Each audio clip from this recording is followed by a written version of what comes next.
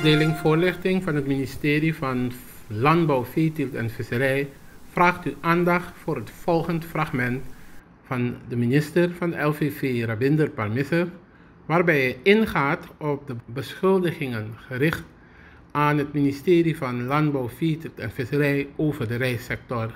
Ik zie niemand als een vijand of een wedstrijd in die termen, is het niet. Ik denk, ik verwelkom dat om de informatievoorziening en de duidelijkheid te geven. Ik verwelkom dat van harte zelfs. Ja.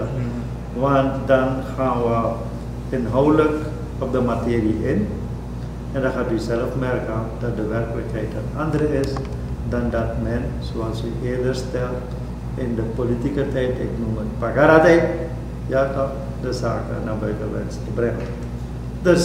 Ik heb ook gesteld, er zijn uitdagingen in de rijstsector. Dat we elkaar goed verstaan. Het ministerie is een groot ministerie. Dus en landbouw, en veeteelt, en visserij. Waarbij sommige sectoren veel meer dan landbouw opbrengen. Ja toch? In termen van werkgelegenheid en noem maar. Landbouw is ook heel breed. De groenten, rijst, fruit, noem maar op. De rijstsector is een belangrijk onderdeel, let wel op, onderdeel van het gebeuren van LVV en ook van het landbouwgebeuren. Rijstvoorziening Nikeri, dat heeft continu de aandacht. Dat wil ik goed vaststellen.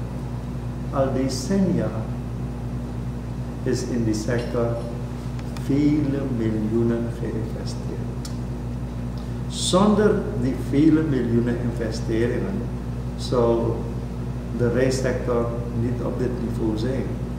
Gaat u maar naar alle infrastructurele werken, al die sluizen, al die pompgemalen, al die kanalen, aanvoer, afvoer, bruggetjes, etc. Die zijn.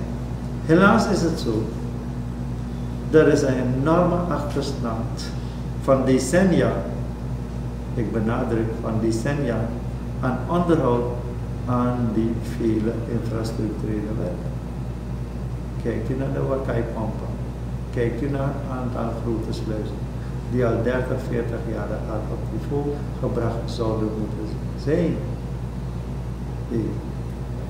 2 is, wij vergeten dat de klimatologische omstandigheden een grote rol nu merkbaar spelen.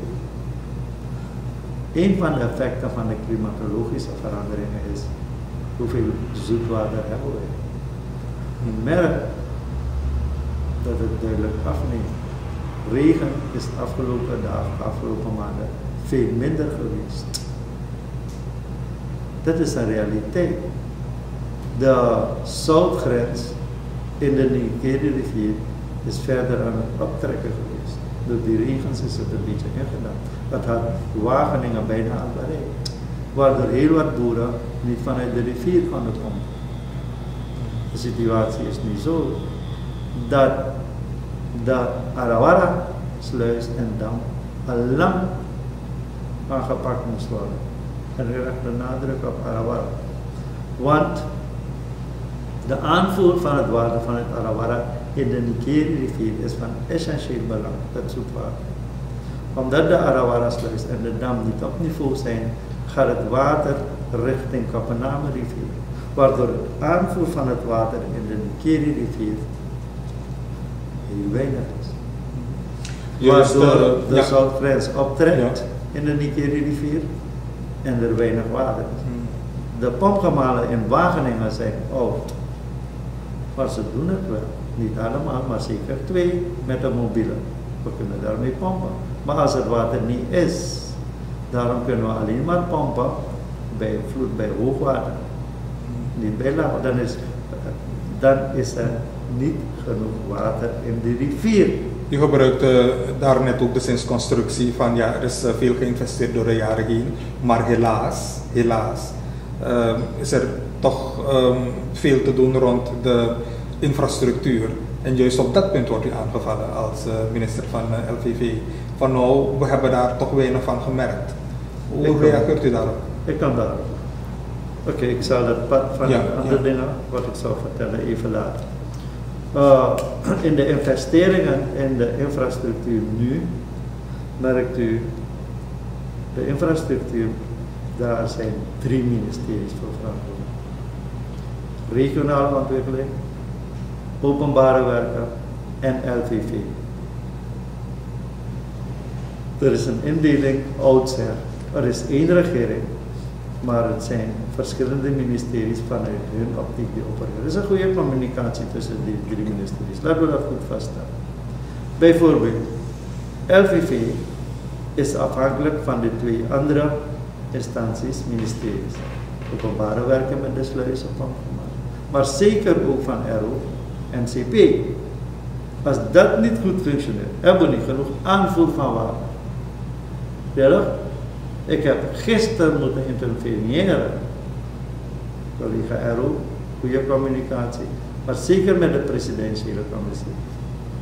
Dat wij nu diesel gedirigeerd hebben naar MCP, zodat het per morgen weer draait. Het was 1-2 dagen stil. We hebben aandacht gevraagd dat de machines ook up-to-date zijn. Maar daar is minister RO druk mee bezig. Dus op die gebieden van investeringen, laten we eerst vaststellen, zijn er verschillende ministeries en verantwoordelijke taakgebieden. Als die grote kanalen niet opgehaald zijn, dan heb ik ook geen water waar openbare werken voor verantwoordelijk is. Nogmaals, dat is een goede communicatie tussen die 3 ministeries. Maar alles op 1 ministerie te gooien is dan ook niet eerlijk. Maar goed, de mensen moeten beter geïnformeerd worden, zo zie ik dat. Ja. Dat is 1. Over de investeringen. Ja. Gaat u maar na, ik zal ze informatisch later aantonen, en daarop verwelkom ik een bespreking in het parlement. Ja. Dat we ze informatisch ook aangeven hoeveel we per jaar uitgeven aan infrastructurele werken. Gewoon zaken op niveau te houden. De kanalen waarvoor wij verantwoordelijk zijn, die zijn opgehaald en die hebben een onderhoudscontract. Dat het continu water is. Dat geldt ook voor openbare werken. Ja, daar gaan ettelijke miljoenen vooruit. Ten aanzien van reparaties, van bruggetjes, van wegen en noem maar op, gaan ook ettelijke miljoenen. Niet genoeg. Nogmaals niet genoeg, maar een aantal zaken moeten opgetrokken worden. Daarom hebben wij ook als LVV alleen meer dan 30 miljoen een programma lopen met de IDB. 30 miljoen Amerikaanse dollars om te investeren aan die kapotte infrastructuur, een aantal sluizen, pompgemalen. Dat programma loopt en ik denk dat wij de voorbereidingen zijn we sinds ik ben gekomen zeker voortvarend mee bezig en dat we volgend jaar dat merkbaar zullen zijn, want dat is een programma. Ja, goede voorbereidingen, uitvoeringen, etc. De waterschappen ben ik in goede communicatie met mijn collega van RO. Maar als zo lang praten over waterschappen, dan moeten we een georganiseerd verband, en dat weten de waterschappen ook, dat het een discipline, een verantwoordelijkheid, dat de boeren een actievere rol zullen moeten vervullen. We hebben voor een aantal waterschappen een aantal jaren terug aan de voorvereisten voldaan, de kanalen opgehaald, etc. En de waterschappen zouden het moeten overnemen. En dat is niet gebeurd.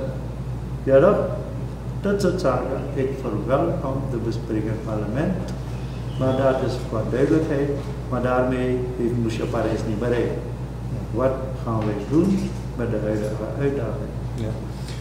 We hebben dus nog 1 vraag ten aanzien van de zaken die er zijn binnen de reissector. En die zijn aangehaald door een topper van de VHP-fractie. Dat heeft specifiek te maken met dat van de boeren. De prijs voor paddy zou niet goed zijn. En het tweede is, dat is toch wel een heel teerpunt, dat van kunstmest. Hij zegt van als de VHP zou overnemen, zouden ze een veel betere prijs geven voor de kunstmest. Want eigenlijk gebruikt hij die woorden. De regeringsautoriteiten hebben eigenlijk, en degenen die daarvoor verantwoordelijk zijn, hebben eigenlijk de boeren belazerd. Dat is toch een beetje zwaar. Als mijn vader een koning was, zou ik een prins zijn. Wishful thinking. Gaat u maar in de geschiedenis naar. Zoveel jaren hebben menigheden verantwoordelijkheden gehad. Wat is onder hun, ook van de VLP, onder hun regime de prijs geweest? Toen ik kwam, ben begonnen, was de kunstmensprijs boven de 200, 250 per zak van 50 kilo. We hebben dat gedropt naar 160 SRD per bal van 50 kilo. En nu geef ik de garantie dat bij de komende inzaai het maximaal, let op het woord, maximaal 150 zal zijn. Van 225 komende inzaai naar 150. En het woord is maximaal. Ik ben de puntjes aan de ietsjes aan het bekijken hoeveel het exact gaat worden. Zie daar. Zie daar een voorbeeld. Wishful thinking en noem maar op. Toen anderen in de VHP ook in het bewind waren, heb ik ook in het parlement, je kunt herhalen, mijn presentaties, statistieken, wat de productie per jaar was, inside Oost. En wat er is wanneer NDP aan het bewind kwam.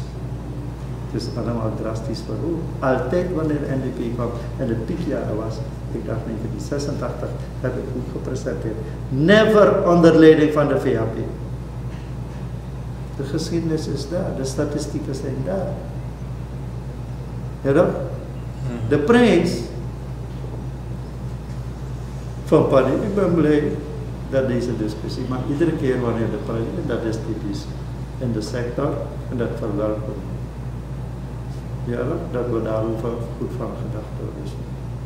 Vorige afgelopen seizoen was het tussen de 90, 95 en soms 100 gegaan per baan.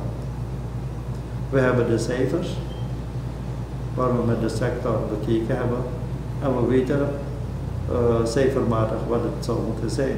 Het is niet meer.